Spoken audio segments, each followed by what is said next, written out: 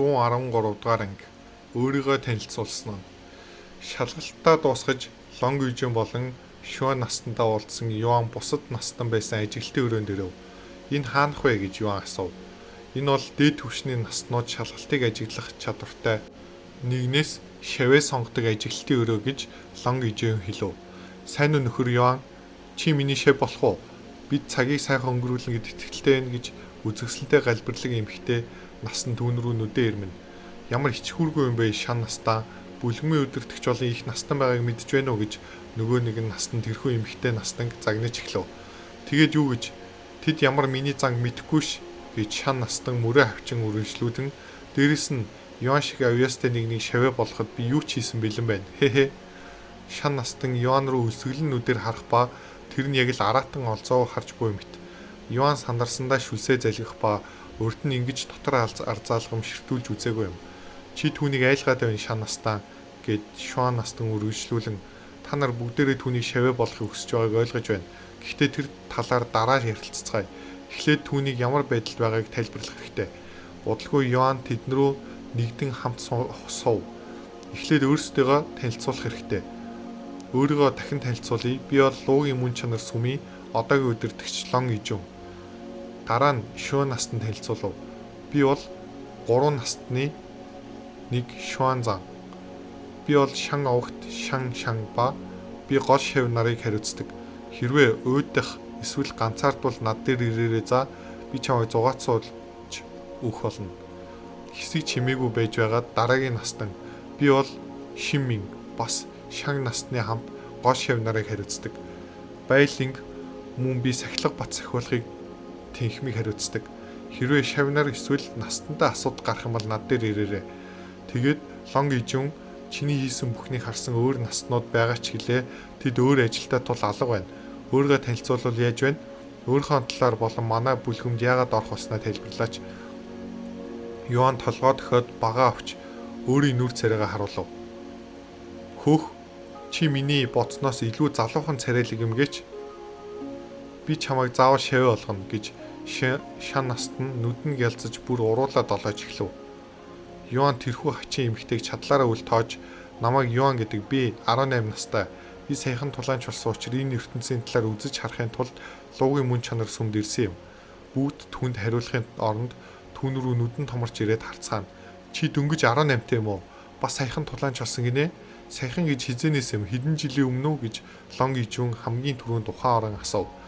Үгүй би хэдэн 7 хоногийн өмнө тулаанч болсон гэж Юан гимгүү царай гарган хэлв. Хэдэн 7 хоногийн өмнө гинэ? Өрөөнд байсан бүх хүн чангаар хилээд зогсохгүй. Тэдний нэг нь санамсаргүй сандлаа эвдэж газар унав. Чи яг хаанаас ирсэн юм? Чам зүгээр бол бидэнд гарал угсаагаа хэлж өгч болох уу? Чи ямар хүчрхэг гэр бүлийнх юм? Энд ирсэн бүхэн эндээс гарахгүй бас бид сонссныхаа дараа чамтай өөрөөр харьцахгүй гэж би бүлгмийн өдөртөгчийн нэрээр амлаж байна гэж Лонг Южин сандрангуй ясав. Яагаад бүгд намайг хүчрхэг гэр бүлийнх гэж бодоод байгаа юм? Би ямар ч хүчрхэг гэр бүлээс гаралгүй гэж Юан бодилсан шинжтэй хариулав. Яаж байж болно гэж эцэг их чинь тэд хүчрхэг хүмүүс байж таарах нь тийм үү гэж Шуан настаа асуув. Үгүй эцэг их минь тулаанч биш тэд хөгжимч гэж Юан энэ ертөнцид гэр бүлгүй учир жинхэнэ эцэг ихийн талаар хэлв. Юу? Чиний эцэг их игэл хүмүүс гэж үү? Тийм байж чамшиг гоц авьяасныг төрүүлсэн гэж үү? Дээд тэнгэр юугаа оддог байна гэж Лонг Южин чангаар хэлв. Дээд тэнгэр ертөнцийн бүх тулаанчдаар тохуурхах гэж Юаныг бүтээсэн гэлтэй. Юан игэл гэр бүлээс гаралтай энгийн гарал угсаатай хатал доод ертөнцийн шилтгэн гэдгийг тэдний үндэслэгчээс илүү авьяастай. Бүх тулаанчийн нүүрлөө нулимж буй зүйл биш бол өөр юу гэж хэлэх вүлээ. Хэрвээ чиний хэлж байгаа үнэн бол чамд эргэлзэх гэсэн юм биш шүү. Гэхдээ бидэнд чухал асуудал үүслээ гэж Лонг Южин хэсэг хугацааны дараа чухал царай гарган хэлв. Бус наснууд ч бас дүнсгэр царайлан толоод өхөн. Миний хүчтэй гэр бүлээс гаралгүй нь яагаад асуудал гэж Юан ямар байдалд байгаагаа одоо ч ойлголгүй асуув. Энгийнээр тайлбарлавал чиний авьяаст маш олон хатаарх нь. Чи хүчтэй гэр бүлээс гаралгүй учраас тэд чамд муу зүйл хийх гэж оролдоход хинч тэднийг зогсоохгүй гэж Лонг Южин түүнд хариулв. 114 дугаар анги ард талтай байхын ач холбогдол. Чи энэ ертөнцийн талаар илүү их мэдвэр байгаа гэсэн мэдтэй. Чиний хамгийн түрүүнд мэдэх ёстой зүйл бол тулаанчдын ертөнц хэрцгий бас өршөөлгүй гэж Лонг Ижүн үргэлжлүүлэн энэ ертөнцид өөрөөсөө дараа нэгнийг дэрлэхэж өөрөөсөө илүү нэгнийг боломж гаргал үгүй хийдэг олон амиа батсан хүмүүс хүйтэн сэтгэлтэй тулаанчд бий. Тиймээс хүчтэй гарал угсаа болон арт тал маш чухал юм шүү дээ. Ялангуяа чи авьяастай бол чамайг тэд чиний тодорхой хэмжээнд хамгаална. Хүчтэй арт талтай байх тусам илүү аюулгүй өсөж төрнө гэсэн үг. Тиймээс л тулаанчд аюулгүй байхын тулд нэр хүндтэй бүлгэмүүдийг сонгодог юм. Хэрвээ чи хүчтэй гарал угсаагүй бол бусад тулаанчд юунаас ч айлгүй чамайг дээрлэх болно. Харин чи хүчтэй гарал угсаатай бол бусад тулаанчид чамаар оролдохоос өмнө сайн бодож байж хөдлөнө. Одоо чи холбоо сүлбээ арт тал ямар чухал болохыг ойлгосноо? Тулаанчид бол өөрсдийн зорилгоо биелүүлж л байл бусдыг доош татаж цаатахуйч амиа бодсон хүйтэн цустай амьд бит. Ойлгомжтой. Лууч бас тэгж тайлбарласан ч ингэж гүн тайлбарлаагүй юм байна гэж Юан Лонг Ижүний араас арт тал холбоо сүлбээ ямар чухал болохыг сонсоод бодов. Би ойлголоо гэж Юан толгойд өгөв. Тэгээд удалгүй Лонг Ижүн үргэлжлүүлэн эргээд гол асуудалд орцгоё. Чи бусдыг хартаарах улам авьяастай хэдий ч чамайг хамгаалж чадах хүчтэй гэр бүлээс гаралгүй нь гол асуудал болоод байна.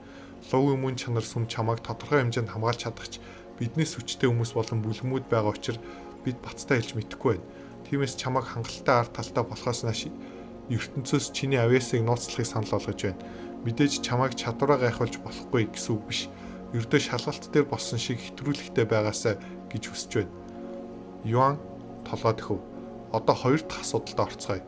Шоо настан та үргэлжлүүлэх үү гэж Лонг Ижүн түүнээс асуув. Шоо настан толгойд өгөхөд чи энэ туршлага өрнөтлүүлэх гэж ирсэн баха. Би ач охиноосоо чамайг бус шавнар шиг эрх чөлөөгөө асуулахыг хүсэхгүй байгаа гэж дуулсан. Зөвхөн гол шавнар л эрх чөлөөтэй байдаг. Гэхдээ чи гол шавийн төвшний учир тэрхүү эрхийг чамд идлүүлнэ. Чи саяхан шалгалтад авч шав болсон ч гэлээ чиний төвшний энгийн нэгнийг гадаад болон дотоод шав болгож болохгүй.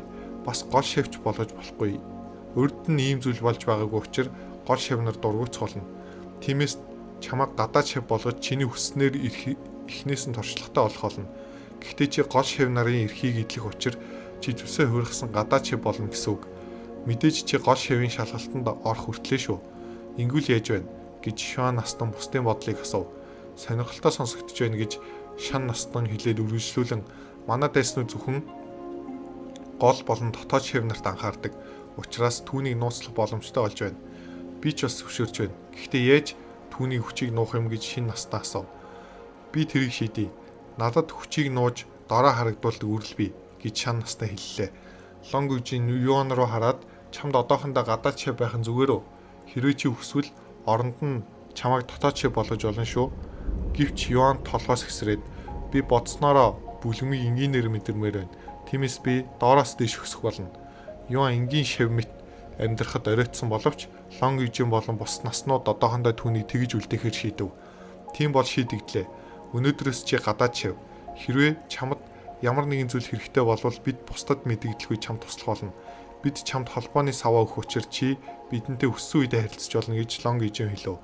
Удалгүй Лонг Ижүн үргэлжлүүлэн шав Юан надад чамтай нэг бишээ хоёр зөвлөдөх чухал асуудал байна. Эхнийх нь чамайг оролцуулахаар төлөвлөсөн эх сард болох нууцлаг нутаг руу явуулах. Дараагийнх нь нууцлаг нутгийн дараа болох Луугийн сүм. Нууцлаг нутгаа тэр чинь юу юм гэж Юан асуув. Энгийнээр тайлбарлахад 10 жил тутамд нэг удаа болдог бүлгэмүүдийн өөрсдийн хамгийн авьяаслаг шавнараа оролцуулдаг маш том өрсөлдөөн. Нууцлаг нутаг бол олон эрдэнэс болон сорилтууд бүхий нууцлаг газар гэж Лонг Ижүн тайлбарлав. Тэгээд удалгүй догдолсон бололтой сүүлд манай Луугийн мөн чанар сүм 7 торсон. Гэхдээ энэ удаад чи байгаа учраас манайх дор хаяж шилдэг 3-т орно. Таалагдсан бол лайк дарж Wild Card аудио сувгийг subscribe хийгээрэй. 115 дугаар анги багшаа сонгосон нь. Бүлгэн бүр өмнө цуглаанд хідэд орсон шалтгаалan оролцох эрхээ хуваадаг юм. Тиймээс бид энэ удаад 3 хүн оролцуулах хэрэгтэй гэж Лонг Ижүн хэлв. Нэг эрхэн чамд очино. Мэдээж бид чамайг зүгээр оролцох гэсэн юм биш. Чи гүн танхимаас хүссэн техникээ сонгож болно. Тэнд игэл ангиллаас газар ангилын техникүүд бий. Харин тэнгэрлэг ангилын чадварын хувьд хитгэн байгаа учраас чи бидний нэгийг дагуулж явж байж авах боломжтой. Дээрээс нь нууцлаг нутгаас олсон бүхнээ чи өөрөө авч болно. Угтаа бол нууцлаг нутгаас олсон бүхнээ хураалах ёстой ч бид чамайг онцгойлон харж үзэж байгаа юм. Чи Луугийн мөн чанар сүмийг төлөөлж оролцмоор байна уу гэж Лонг Ижүн асуув. Юан юу ч бодлого толгой тохиод би оролцох болно.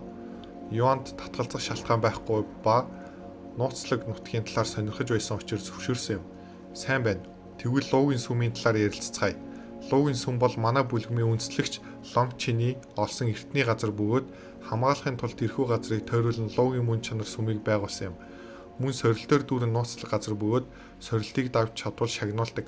Бид шив нарыг оролцуулахаа байсан нь Луугийн сүмийг нээх гэж маш хөрөнгө бас хүн хүч зарцуулдаг. Дээрээс нь хангалттай авьяасдаггүй бол Луугийн сүмд оруулдаг учраас юм. Тиймээс эсэлтийн шалгалтын үеэр болцол хангасан авьяаслыг шавнарыг л оруулдаг болсон юм гэж Лонг Ижүүн тайлбарлав. Чи Луугийн сүмд орохыг хүсэж байгаа үстэй. Тийм ээ хүсэж байна гэж Юан толгойд өгөв.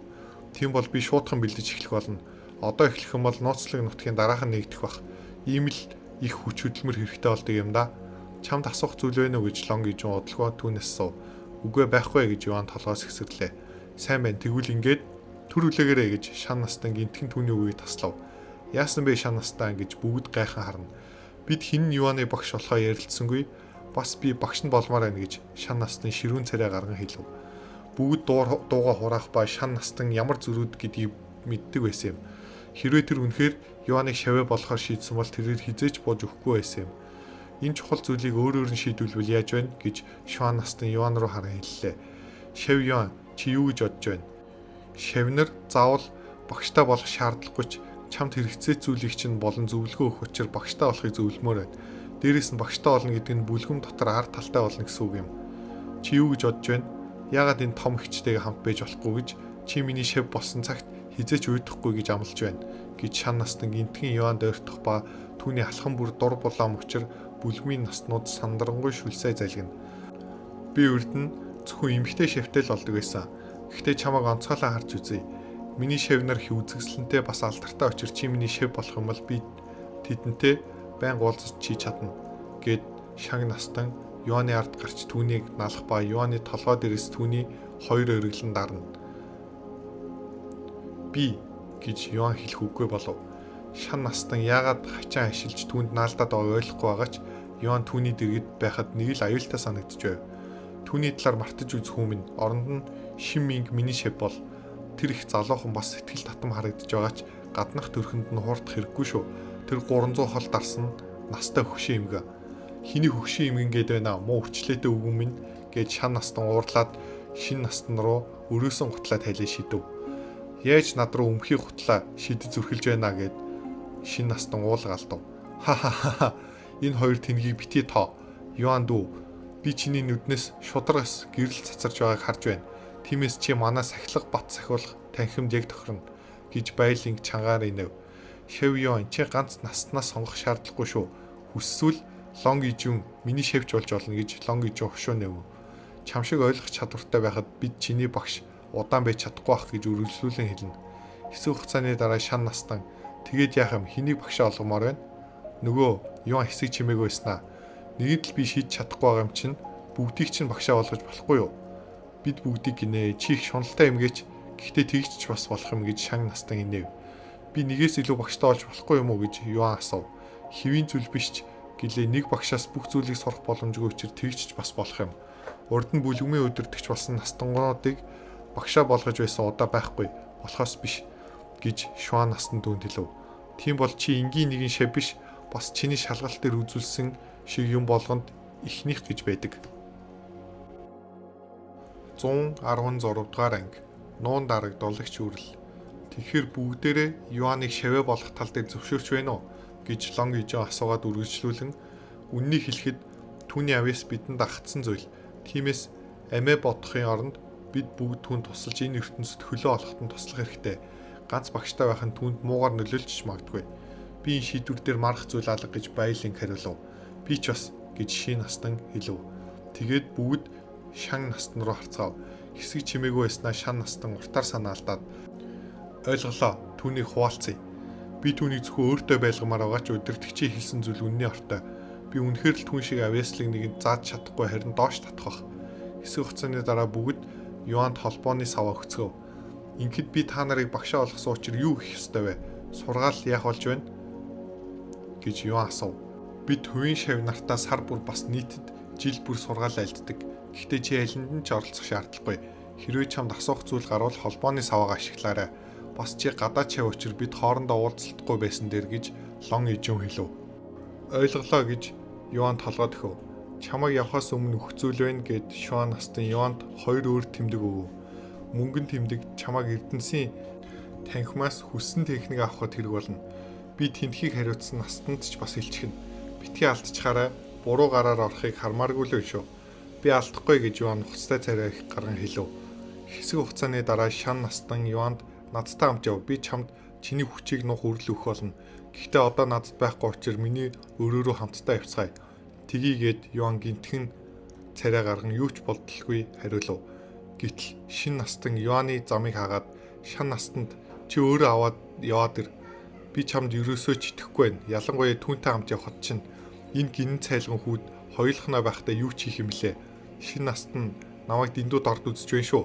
Би тэгж шавьдаа гар хүрхээр хүн шиг харагдж байна уу гэж Шан настан урам хугарсан бодолтой санаа алдан үргэлжлүүлэн би маш замтайч ариунаараа байгаа юм шүү. Гэж шин настан хүүтнэр түргээд түүнд хариулахыг ч хүссэнгүй. Ойлголоо би эргээд ирийгээд Шан настан толгой сэгсрээд гарч яв. Шан настан үрэл авчирхаар гарсны дараа лон ижүүн түүнд өөрийн тэмдэгэ өгөөд энэ бол үнэмлэхүй ирэх мэдлийн тэмдэг зөвхөн бүлгмийн өдөртөгчтөл өгдөг юм. Чамд энэ байгаа цагт хинч чамд гар хөрцөрхлөхгүй. Гэхдээ битгий юм л болгон дээр гаргаж ирээрээ. Зөвхөн чухал үед л гаргана шүү. Бас битгий алдчихаарай. Баярлаа гэд Юан толгой төхөөд тэмдгийг хураав. Шан настан хэдэн минутын дараа эргэж ирээд Юанд хумсны чинээ өрлөгөв. Энийг идчих. Чиний жинхэнэ хүчийг зөвхөн сүнслэг мастер болон дээш зэрэглэлийн хүмүүст л харах болно. Нуун дарагдуулагч үрэл 2 дугаар шат чанар 92%. Нөлөө хүчийг 30 хоног 7 төвшин бууруулж харагдуулна. Тайлбар зөвхөн сүнслэг мастераас доош зэрэглэлд үйлчлэнэ. Юан үрлийг устаа хамт уухад түүний хүч хэвэндээ боловч зарим нь сулрах шиг болов. Хардаа чи одоо дөнгөж л дотоод шив болж болох үст 7 дугаар төвшний сүнслэг шив болчихлоо гэж Шан настан хэлв.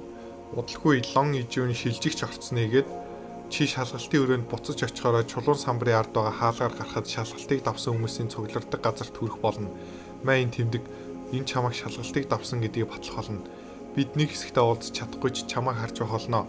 Нууцлаг нутг руу явах хүртлээр энгийн шив байх ямар байдгийг мэдрээд ав гэж Шуан настан түүнд хэлв. Амжилт хүсье Юан гэж Байлинг түүнд хэлв. Битгий асуудал тараарэ гэж шин настан инээмсэглэн хэлв. Сүүлд нь Шан настан алгаа үнсээд түүн рүү үлээснэ. Хэрэг үйдэд байвал цэцэглэх оргил төрөөрэй. Дараа уулзцгаая. Бүх зүйлд баярлаа гэд Юан тэдэнд бүхийчгээд шилжигч орц руу орон алга болов. Үргэлжлэлийг Wildcard Audio суугаас